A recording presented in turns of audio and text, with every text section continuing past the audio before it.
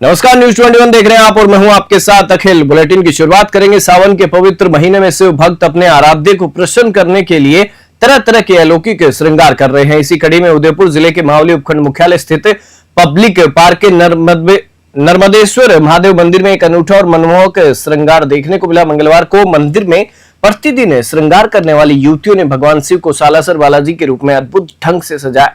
यह श्रृंगार इतना जीवंत था कि इसे देखकर भक्तगण भी आश्चर्यचकित रह गए। इन युवतियों की रचनात्मकता यही नहीं रुकी, उन्होंने भगवान शिव के प्रिय वाहन नंदी को भी प्रेम पूर्वक साफा पहनाकर सुसज्जित किया। यह नजारा शिव भक्तों के लिए बेहद खास था।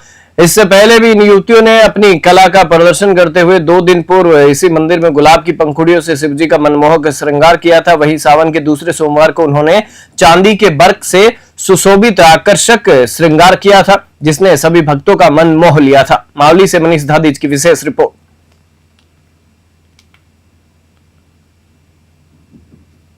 ये भगवान का श्रृंगार हम चारों पांचों बहनें मिलकर शाम को शुरू करते हैं। इसमें हमको 2-3 घंटे लगते हैं। हम रोज नया श्रृंगार करने की कोशिश करते हैं। भगवान शिव जी रोज हमारे नया स्वरूप लेते हैं, जिससे हम सब भक्त सब जने बहुत आनंदित होते हैं। पिछले 15 सालों से प्रधानमंत्री आवास योजना का लाभ मिलने की उम्मीद में बैठा भीलवाड़ा जिले के शाहपुरा उपखंड के खामोर निवासी शांतिलाल सेन का परिवार अब बेघर हो गया है। आपको बता दें कि हाल ही में हुई बारिश के कारण उनका कच्चा मकान ढह गया, जिससे परिवार को पड़ोसियों के यहां शरण लेनी पड़ी है और उनका सारा सामान मलबे में दब गया है। मकान गिरने के बाद ग्रामीण और आसपास के पड़ोसियों ने अपने मकान में उन्हें शरण दी। प्रशासनिक तंत्र इस योजना में लीपापोती करने में लगा हुआ है। सरकारी योजनाओं का लाभ गरीब लोगों के लिए किस तरह की चुनौती बनता ही जा रहा है, इसका जीता जागता उदाहरण है शांतिलाल। देखिए शाहपुरा से किशन वैष्णव की स्पेशल रिपोर्ट।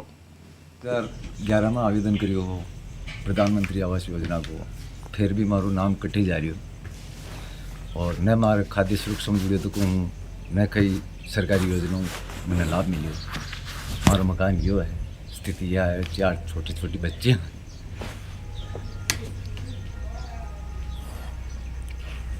जमीन है आपके के नाम पर? जमीन को नाम, जमीन आपके नाम कौन है? और जी के बाद में 11 के बाद में और भी नाम आया आपको? हाँ आयो ना, जैसे कि 2020 और इस साल ही हो, इस साल ही नाम हो पर आपने 2024 पर न मिल पाए लाभ ही को। सही बात है कि भाई कहीं न कहीं कारण नाम कट गयो। मावली उपखंड की बोयणा ग्राम पंचायत स्थित असोलियो की मादड़ी चौराहे पर एक निजी क्लिनिक पर होम्योपैथी डॉक्टर द्वारा इंजेक्शन लगाने के आधे घंटे बाद 6 वर्षीय बच्ची चंचल गमेती की मृत्यु हो गई। इस घटना से आक्रोशित परिजनों और ग्रामीणों ने क्लिनिक पर जमकर तोड़फोड़ की और डॉक्टर राजेंद्र नागदा के साथ धक्का मुक्की भी की। आपको बता दें कि माहौल बिगड़ता देख मावली एसडीएम रमेश सिरवी, तहसीलदार और थानाधिकारी अशोक कुमार विश्नोई मौके पर पहुंचे और परिजनों को समझाने का प्रयास किया। परिजनों ने आरोपी डॉक्टर के खिलाफ कानूनी कार्रवाई और 12 लाख रुपए के मुआवजे की मांग पर अड़ गए। करीब 2 घंटे तक चले विरोध प्रदर्शन के बाद एसडीएम रमेश चंद्र सिरवी की समझाइश और 12 लाख रुपए के मुआवजे तथा कानूनी कार्रवाई के आश्वासन पर परिजन शांत हुए। मावली से मनीष धादिज की रिपोर्ट।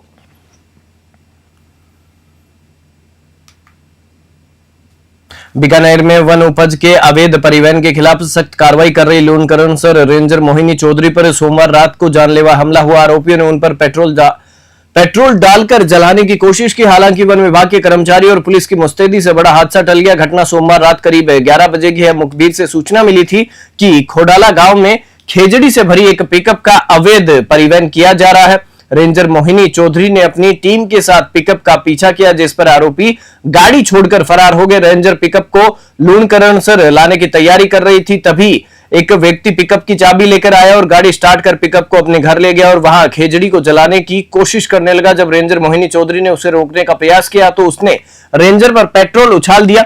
मौके पर मौजूद वन विभाग के कर्मचारियों ने तुरंत बीच बचाव किया और पुलिस को सूचना दी।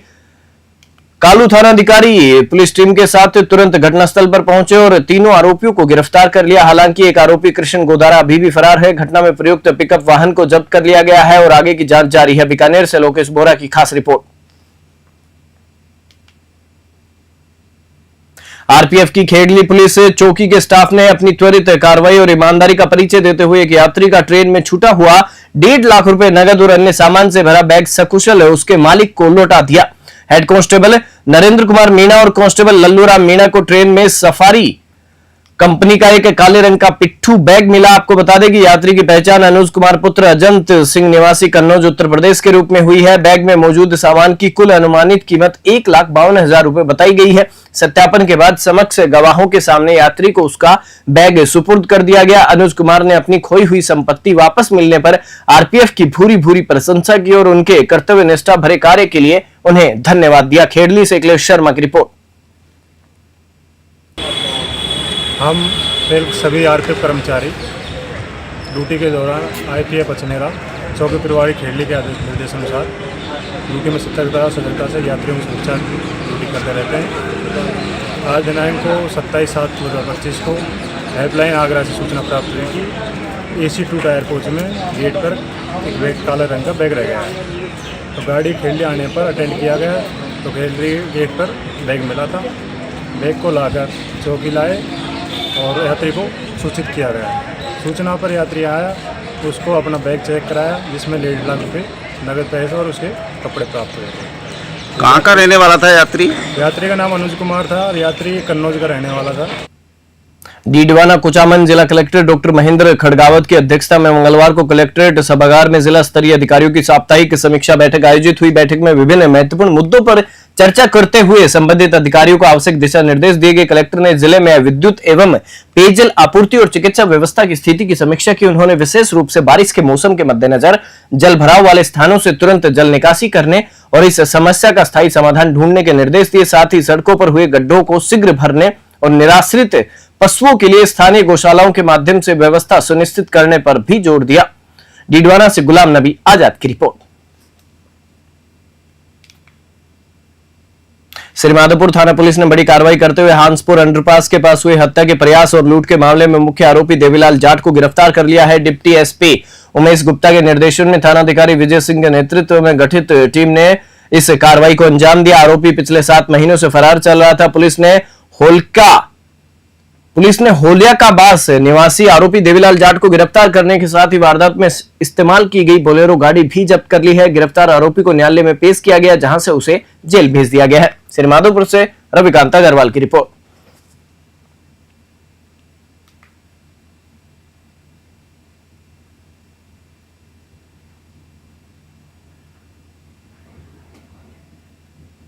श्रीमाधोपुर थाना पुलिस ने बड़ी कार्रवाई करते हुए पुलिस टीम पर जानलेवा हमला करने और सार्वजनिक संपत्ति को नुकसान पहुंचाने के मुख्य आरोपी दीपक उर्फ धोलू जाट को अहमदाबाद से गिरफ्तार कर लिया है। डिप्टी एसपी उमेश गुप्ता के निर्देशन में श्रीमाधोपुर थानाधिकारी विजय सिंह के नेतृत्व में गठित टीम ने इस महत्वपूर्ण गिरफ्तारी को अंजाम दिया है। आपको बता दें कि यह प्रकरण पुलिस के लिए एक बड़ी चुनौती बना हुआ था क्योंकि इसमें 2 एसएचओ सहित 14 पुलिसकर्मी घायल हुए थे। यह गिरफ्तारी डाला वाली ढाणी में 2 अप्रैल 2025 को हुई घटना से संबंधित है जब पुलिस टीम पर हमला किया गया था।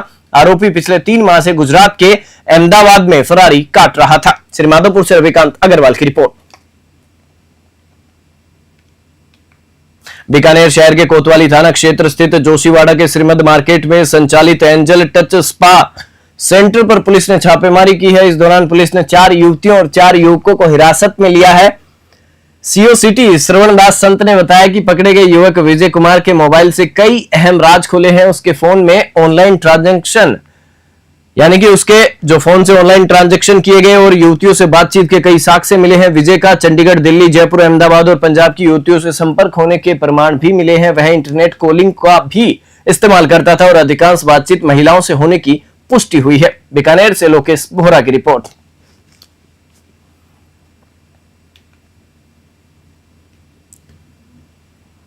अठारह जुलाई को हुई मूसलाधार बारिश के बाद पुष्कर नाला क्षेत्र में भारी जल भराव से किसानों की गुलाब और अन्य फसलें पूरी तरह बर्बाद हो गई हैं। साथ ही होटलों को भी नुकसान पहुंचा है। इस गंभीर समस्या को लेकर सैकड़ों किसान व होटल संचालक उपखंड कार्यालय पहुंचे और मुख्यमंत्री व जल संसाधन मंत्री सुरेश सिंह रावत के नाम एक ज्ञापन सौंपा। आपको बता दें कि उपखंड अधिकारी गौरव कुमार मित्तल की अनुपस्थिति में संत धीरज राम स्नेही और मोहन चौधरी ने एसडीएम से फोन पर बातचीत की और उनके निर्देश पर ज्ञापन कार्यालय में जमा कराया। मीडिया से बातचीत करते हुए संत धीरज राम स्नेही ने तीर्थ सरोवर को लेकर एक तीखा बयान दिया। देखिए इस पर पुष्कर से सीताराम गहलोत की ये विशेष रिपोर्ट।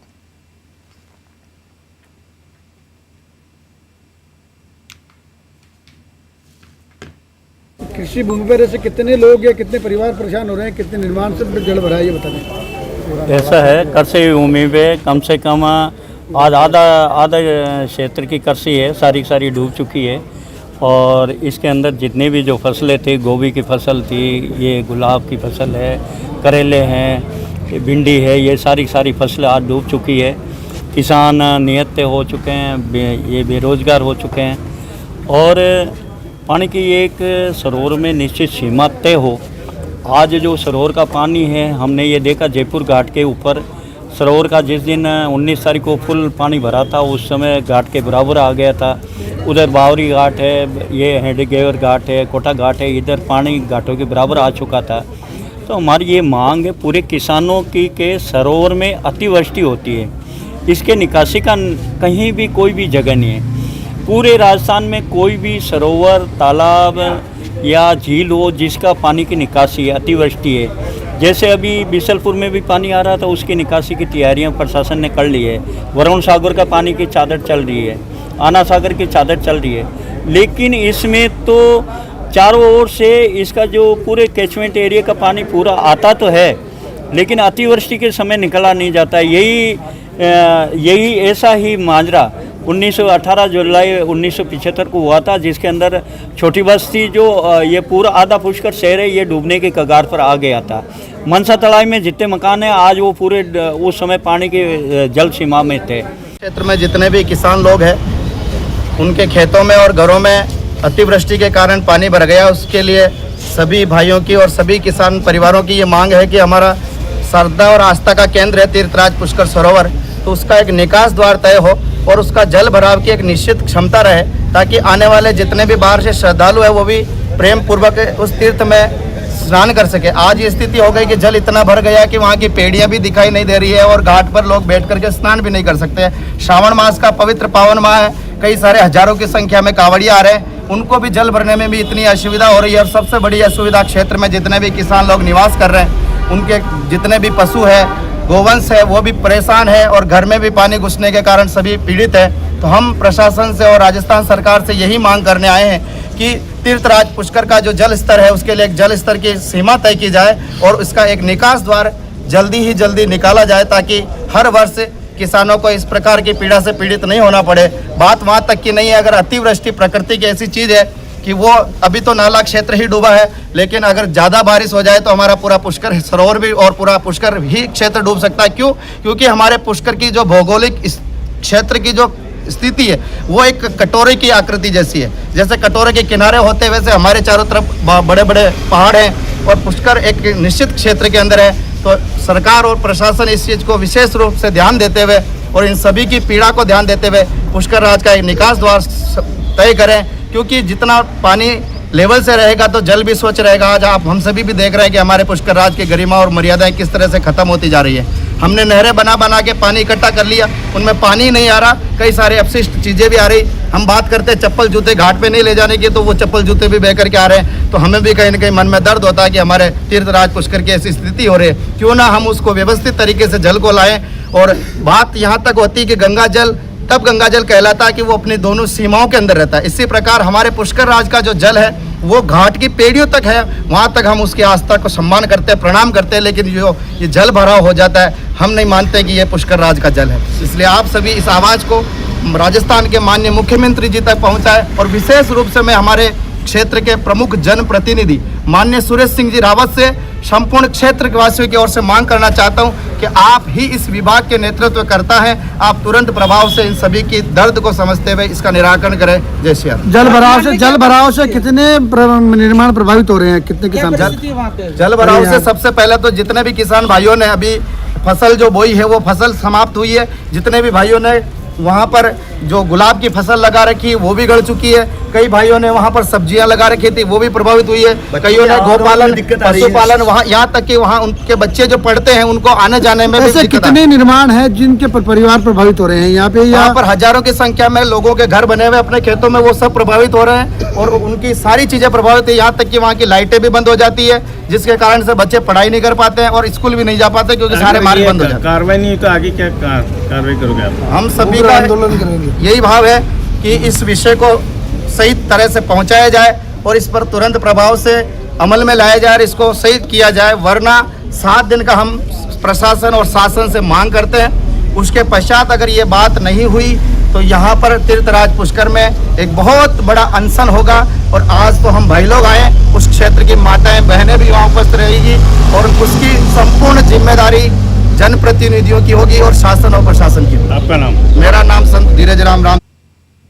कहते हैं जब भक्त के मन में सच्ची श्रद्धा और भगवान के प्रति अगाध भक्ति जागृत होती है तो वह धन और शरीर की परवाह नहीं करता। ऐसा ही एक अद्भुत उदाहरण अराई क्षेत्र के सिरोंज गांव में देखने को मिला, जहां के निवासी दयाशंकर पारीक ने भगवान शिव के प्रति अपनी अटूट आस्था का प्रदर्शन किया। आपको बता दें कि दयाशंकर पारीक अकेले ही बस से हरिद्वार पहुंचे और वहां से पवित्र कावड़ लेकर पैदल ही सिरोंज के लिए रवाना हो गए। भगवान की भक्ति में वे इस कदर लीन थे कि उन्हें रास्ते की थकावट भी महसूस नहीं हुई और कुछ ही दिनों में वे कावड़ लेकर अपने गांव सिरोंज पहुंच गए। सिरोंज पहुंचने पर ग्रामीणों ने कावड़िए दयाशंकर पारीक का गर्मजोशी से माला पहनाकर भव्य स्वागत सम्मान किया। अराई से प्रकाश बगनानी की रिपोर्ट।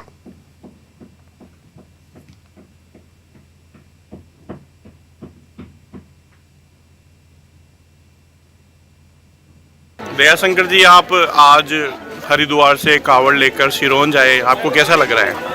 बहुत आनंद महसूस कर रहा हूँ मैं। एकदम आपको क्या सूझी कि आप हरिद्वार अकेले ही कावड़ लेने पैदल निकल गए?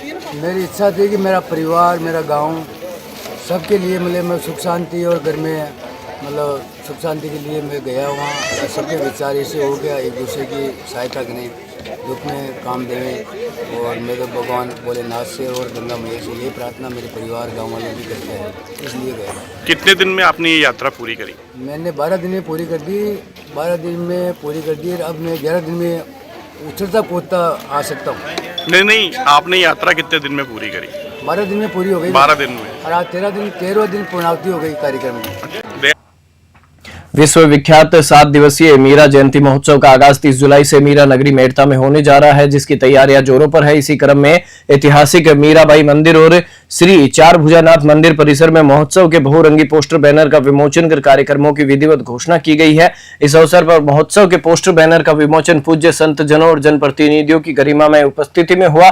महोत्सव समिति के अध्यक्ष जितेंद्र गहलोत ने बताया कि आयोजन का मुख्य उद्देश्य मीराबाई की अद्भुत भक्ति परंपरा, उनकी सेवा भावना और समृद्ध सांस्कृतिक विरासत को नई पीढ़ी तक पहुंचाना है। मेड़ता सिटी से सुशील दिवाकर की रिपोर्ट।